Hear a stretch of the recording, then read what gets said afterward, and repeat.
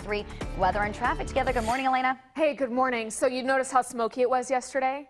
Yeah, but I thought it was just, smog like we're used to. Smoke, smog, Exactly. It's Bakersfield. Yeah, it's kind of that brown haze. It all looks the same. But the thing is, the weather conditions weren't really permitting it yesterday. Typically, when we have a ridge of high pressure that's in control for a long time, you see the sinking air, and it's all of those pollutants that creates that haze. But we've had that fresh ocean air moving on shore, trying to keep us slightly cooler out of those 100s. So the fact that we've had that breeze coming through and we still have all of that smoke piling up to make it look like the typical haze really shows you how bad it is out there. Thankfully, though, in the battle of wind versus smoke today, the wind will win. It's going to start pushing in stronger and stronger as this area of low pressure that's been responsible the last few days for this dry flow of fresh ocean air continues to move on shore. As it does that, it picks up our winds, and so we're going to see some slight breezes from midday that start clearing out the smoke, and then the worst of the winds from about 15 to 25 miles an hour will hit between 5 and 8 o'clock tonight, right after we all top out with our afternoon highs. So still warm and a little sweaty out there today,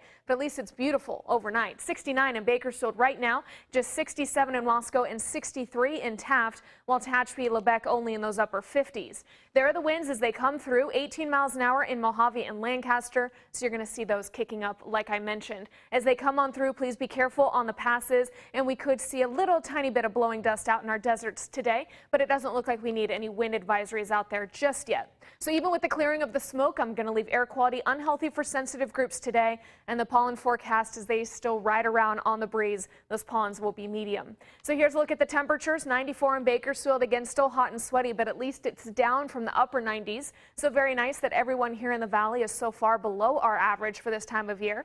Up in the mountains, beautiful lower 80s for Tehachapi, mid 80s in Fraser Park, and then just a little bit higher in Lake Isabella, Kernville, and Glenville. Down in the desert, 99 for Ridgecrest, the first time I've been able to drop you out of the triple digits in several days.